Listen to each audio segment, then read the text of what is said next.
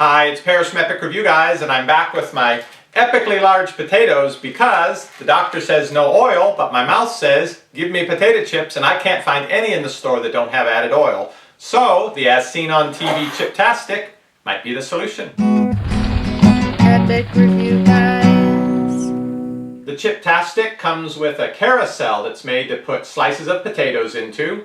You slide 36 slices of potatoes in, microwave it a few minutes, and supposedly you have great crunchy potatoes. They even include the slicer for the potatoes. Somehow just looking at this makes me want pizza. But we've got the instructions with a few recipes. I think the main thing with the chips not only is the crispiness, but what topping you put on them to add some extra flavor. This is the carousel. And then the potato slicer. I don't know if we have one of these out in the kitchen. Looks almost like another as seen on TV product where they say, but wait, there's more. I'm ready to get started. As you can see, you do need a few additional things. They want you to cut the potato in half, use their slicer to make exactly the same thickness slices. Take those, put them in water for a few minutes to soak to release the starch. Take them out, dry them with paper towel.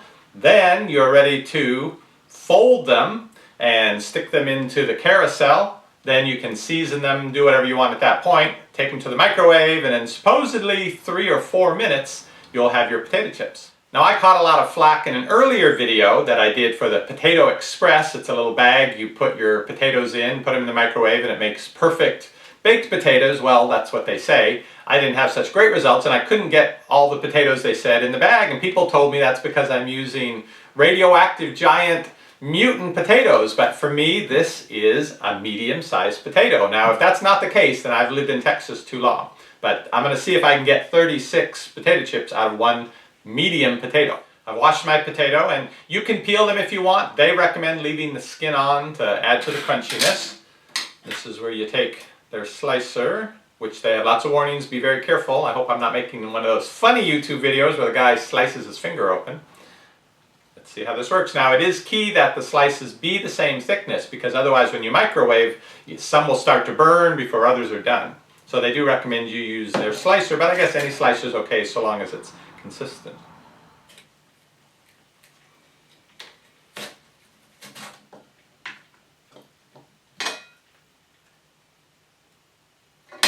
I guess you need it really thin, but it's not adjustable, and this is the thickness that they would like it to be. So I was wondering how I was going to be able to fold it and get it to stick in the carousel, but now I see it's nearly paper thin, so it's easy to then fold it.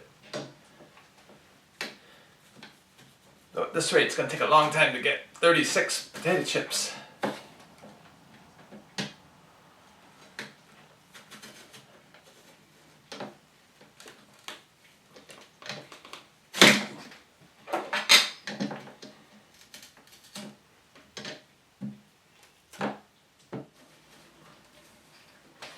Seems like if you peeled the potatoes, they would go through this easier. Oh no, that was a nice one. Alright, I got my 36 slices of potato. Not impressed with this, I'm afraid. The potato, some of it actually jammed up under the blade, stuck out the other side. And I did find a technique that sort of worked, is where you take the potato and rotate it as it went through the blade, and that seemed to help. And so I got 36 potato slices with some potato left over. Again, it's better to use the center section, so you've also got the same circumference and diameter. Basically, you want every slice to be the same so that it cooks at the same speed. Time now to put the potatoes in the water. Supposed to let these soak for about 3 minutes. Now to put them on paper towel and pat them dry. It's a lot of work for potato chips. Can you believe that people work in factories all day long doing these exact steps? Got my patted down potato slices. I don't have 36 anymore. A few of them dissolved in the water. But these are now ready to go into the carousel, which apparently goes this way. There's a little hook down in each plastic oval. And so judging from the picture, you take your potato slice and fold it like that. And then you put it so that the open end is facing the inside of the carousel, and there's a little hook at the bottom that should catch. Just like that. Lost a few more potato slices in the process of folding. Some of them came apart, so I think we've got, about 28 or so. In the process of making this, I felt kind of like Martha Stewart making a centerpiece for a a table, some elaborate design. Now they recommend 3 to 3.5 minutes for a full carousel, which we don't quite have, and that's with a 1,000-watt microwave. This microwave is 1200 or 1250, so I'm going to set it, I guess, for 2.5 minutes, see what happens. That was 2.5 minutes. Smells potatoey out here. Oh, yeah, it's like baked potato steam pouring out of the microwave, but I don't see any of that goldenness they're talking about. They're probably pretty hot though. Yeah, there's no crispiness yet. Checking it out after 4.5 minutes, I did notice that now there's just the tiniest amount of crispiness to them. It makes me think rather than cooking them, what I'm really doing is dehydrating them. Maybe 1 more minute will do it. Starting to smell like potato chips now instead of baked potatoes. Oh, we got a little color going on them. All right. Not evenly light golden brown, but I think, oh yeah, they're pretty solid now. Ready to try them out. Well, it smells surprisingly good and like potato chips with no oil, no salt. I haven't put any seasoning on it. My idea is to have it with salsa, Texas brew, medium slow kick salsa. This is one of the things I can have with it. I can't have the ranch dips and all of that anymore because of the oil as well. So I'm going to try one completely unsalted, unoiled, just see how it is, and then I'll try it with the salsa. Definitely crunchy, crispy. Tastes like a potato chip.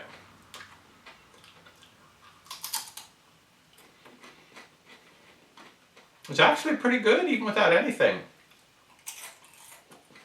I think once you get used to the salt and oil in potato chips, you can't live without it, but once you're on a diet that doesn't let you have that, this actually tastes good. Try it with the salsa.